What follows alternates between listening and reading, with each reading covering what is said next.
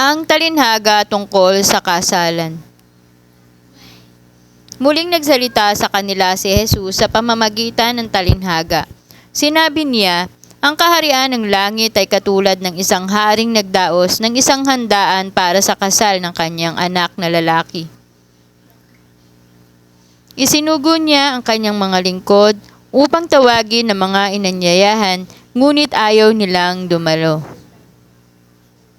Muli siyang nagsugo ng ibang mga lingkod at kanyang pinagbilinan ng ganito.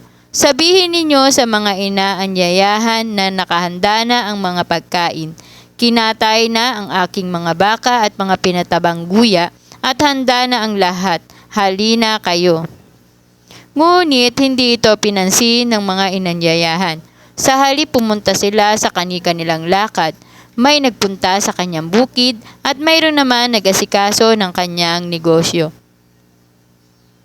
Sinunggaba naman ng iba ang mga lingkod, hinamak at pinatay. Galit na galit ang hari kaya't pinapunta niya ang kanyang mga kawal upang puksain ang mga mamamatay taong iyon at sunugin ang kanilang lunsod.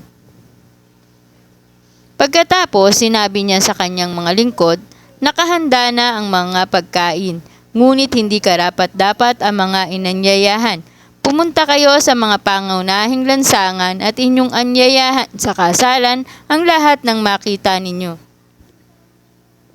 Pumunta nga sa mga lansangan ang mga lingkod at isinama nila ang lahat ng kanilang natagpuan. Masasama at mabubuti at napuno ng mga panauhin ng bulwagang pangkasalan. Pumasok ang hari upang tingnan ang mga panauhin. Nakita niya ang isang taong hindi nakadamit pangkasalan. Tinanong niya ito, kaibigan, bakit ka pumasok dito nang hindi nakasuot ng damit pangkasalan? Hindi nakasagot ang tao. Kaya't sinabi ng hari sa mga lingkod, talian ninyo ang kanyang kamay at paa at itapon sa kadiliman sa labas. Doon mananangis siya at mangangalit ang kanyang mga ngipin. Pagkatapos nito sinabi ni Jesus, marami ang tinatawag ngunit kakaunti ang pinili.